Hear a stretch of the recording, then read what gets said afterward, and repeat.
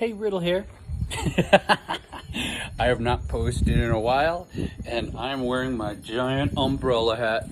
I got this on eBay, and even though it wasn't the best made thing, it really does protect you from the sun if you can't stand constantly slathering yourself in suntan lotion.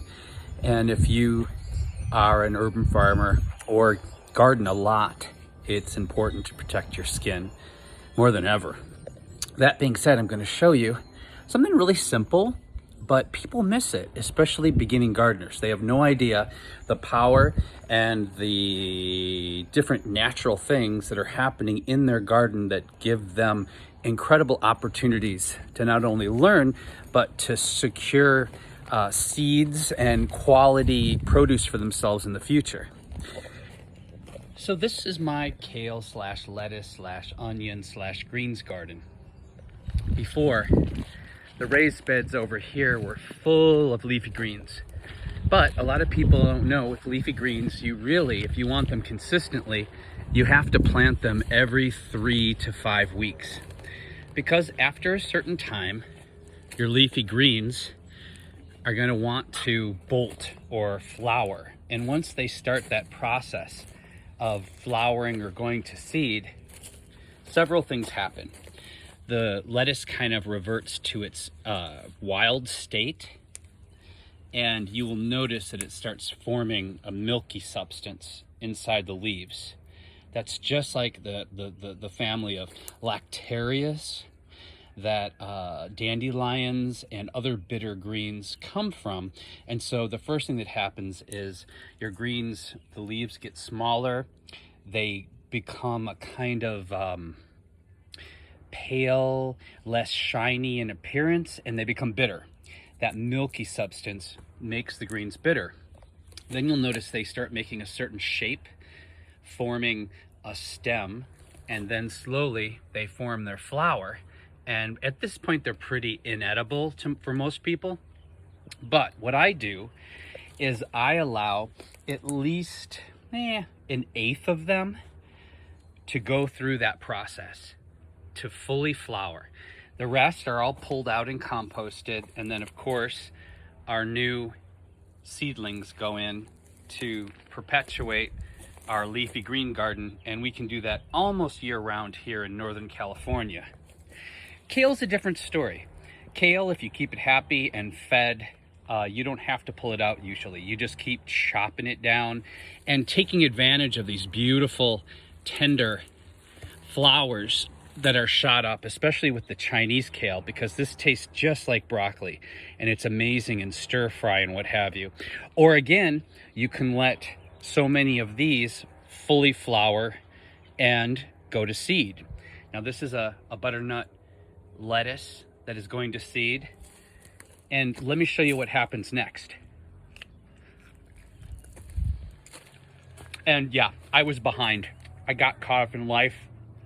I have a lot to take care of, and I should have reseeded this garden probably 6 weeks ago instead of 3 weeks ago.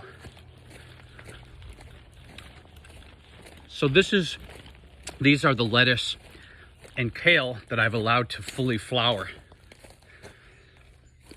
And you see these little fluffy things that look like almost like dandelion fluff? These are full of organic lettuce seeds. See them in my palm? And if we take these and plant them directly in the soil over there where we have room, these will germinate in the summer warmth if the soil is kept moist in like 3 to 5 days, real quickly, because they basically aren't old and they don't have to wake up.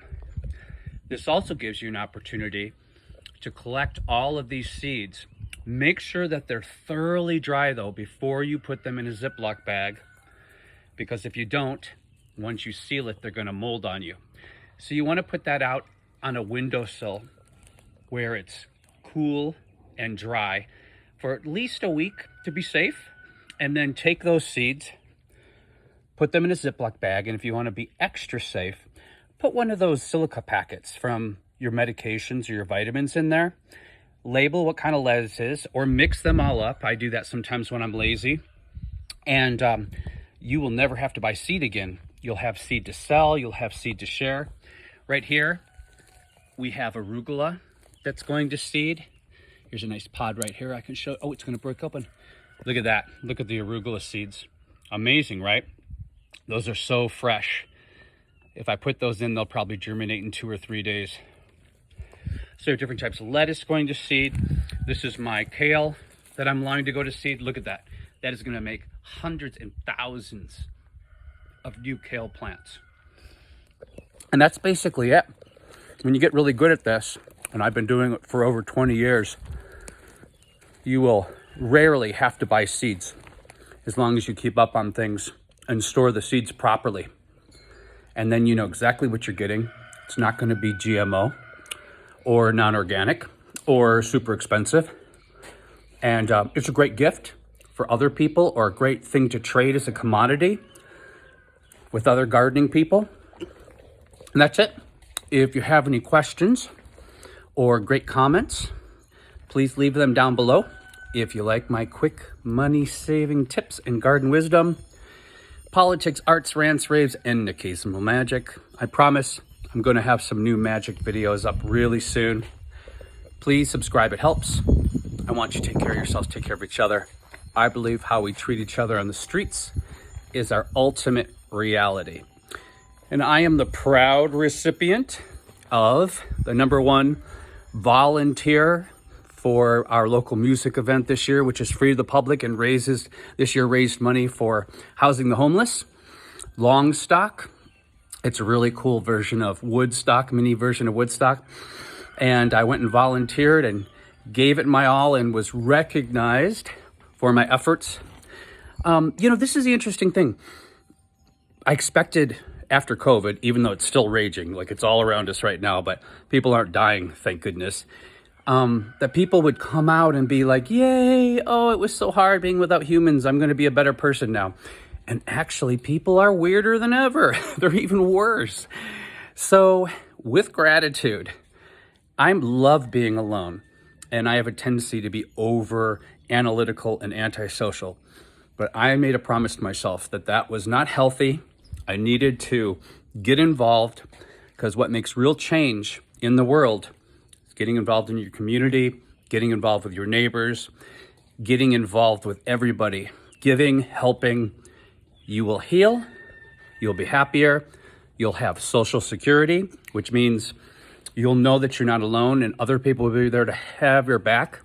Because a long time ago, we didn't have the amount of anxiety that we have now and fear, because we lived in tribal systems and we knew we didn't have to worry because someone had our back, because we were contributing equally to a community.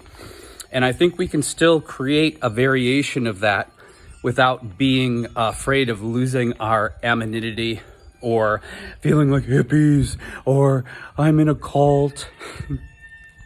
The only way to really get rid of social anxiety is aversion therapy. You have to socialize, kids.